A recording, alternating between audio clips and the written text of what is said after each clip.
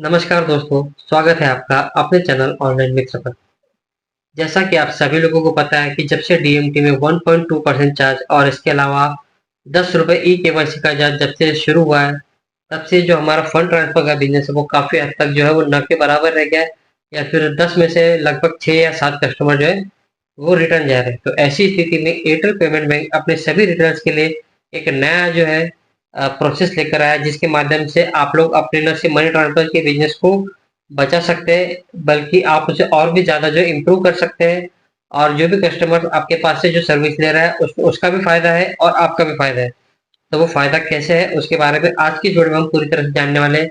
ये जो नया प्रोसेस, ये जो नया आप लोगों के लिए जो ऑप्शन लाया गया है, ये आपके लिए किस तरह से काम करेगा और ये आपकी आमदनी को पहले की तरह ही कर देगा, जैसे कि आप लोग पहले मनी ट्रांसफर करते थे। लेकिन इसमें एक कंडीशन है, वो कंडीशन के बारे में हम आपको वीडियो के अंत में बताएंगे। तो चलिए पहले तो हम ये बता देते हैं कि इस प्रोसीजर को कैसे करना है आपको। तो जैसा कि आप ये सिर्फ एयरटेल पेमेंट बैंक के रिटेलर्स के लिए, दूसरे किसी भी पोर्टल पर ये सुविधा फिलहाल अभी शुरू नहीं की गई। तो सबसे पहले आप लोगों को मनी ट्रांसफर के ऑप्शन पे क्लिक करना है। दोस्तों, मैं आपको ये बता देना चाहता हूँ कि मैं इसका मैं आपको लाइव वीडियो मतलब बनाकर दिखाना चाहता था, लेकिन अफसोस कि एयरटेल पेमेंट बैंक में जो है स्क्रीन रिकॉर्डर जो है वो काम नहीं करता है। लेकिन ओरली मैं आपको बता देता हूँ, बहुत ही सिंपल प्रोसेस है। आपको सिंपली मनी ट्रांसफर के ऑप्शन पे क्लिक करना है। जैसे आप उस पर क्लिक करते हैं, वहां पर आपको दो एक नया ऑप्शन देखने को मिलेगा।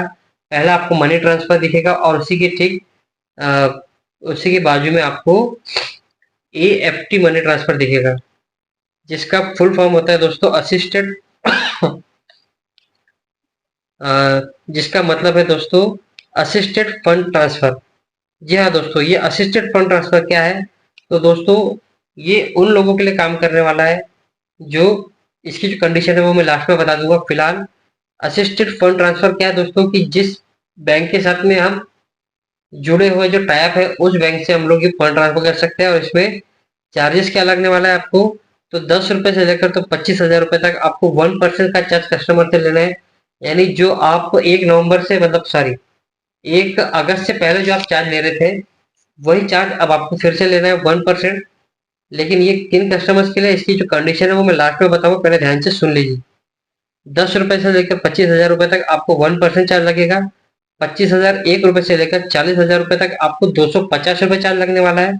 और 40,000 से 50,000 रुपए तक भी आपको 250 रुपए का ही चार्ज लगने वाला है। लेकिन इसमें जो कमीशन का जो स्ट्रक्चर है वो थोड़ा सा चेंज है। तो इसमें रिटेलर को क्या कमीशन मिलेगा? तो 10 रुपए से लेकर 25,000 तक उसे 0.48% यानी कि लगभग 10,000 रुपए के डीएमटी पर उसे 48 रुपए तक कमीशन प्राप्त हो सकता है।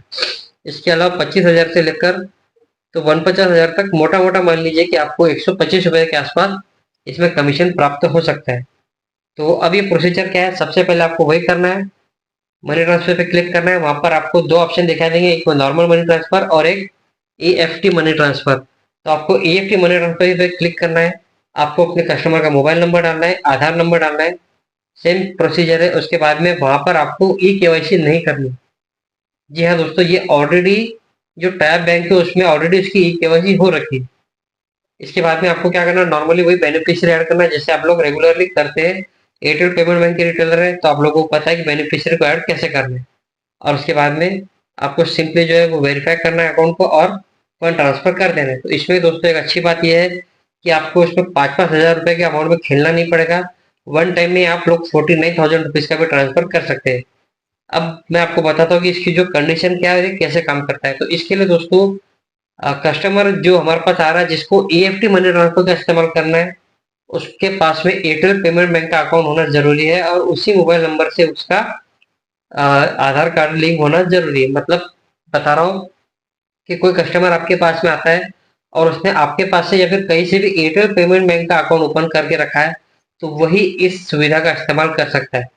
कोई अन्य कस्टमर, नॉर्मल कस्टमर इसका इस्तेमाल नहीं कर सकता है। उसके लिए रेगुलर मनी ट्रांसफर है और वो भी 1.2% के चार्ज के साथ।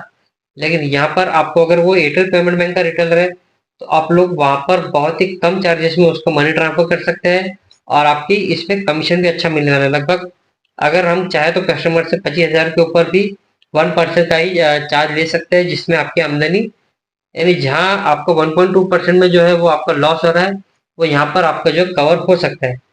तो आज का वीडियो आप लोगों को कैसा लगा आप हमें कमेंट करके बताइए, और अगर आप लोगों को किसी भी तरह की कोई परेशानी आ रही है काम करने में, चाहे किसी भी पोर्टल से संबंधित हो, तो आप हमें कमेंट जरूर करें। हम इसमें आपकी सहायता करने की पूरी पूरी कोशिश करेंगे। चलिए मिलते हैं अगले वीडियो में, तब तक के लिए जय हिंद जय भारत।